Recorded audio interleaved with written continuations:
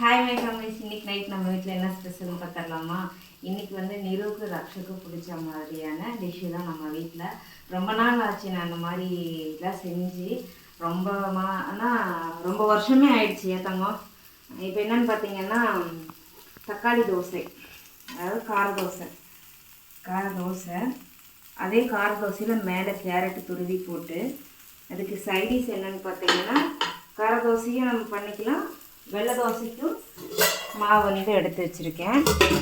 Side dish பார்த்திங்கன்னா தேங்காய் chutney.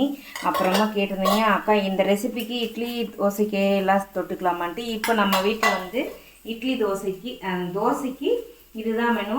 So கண்டிப்பாக நான் கொடுத்த ரெசிபி நீங்கள் ட்ரை பண்ணி பாருங்கள், உங்களுக்கு நல்லாவே அது டேஸ்ட்டாக இருக்கும்.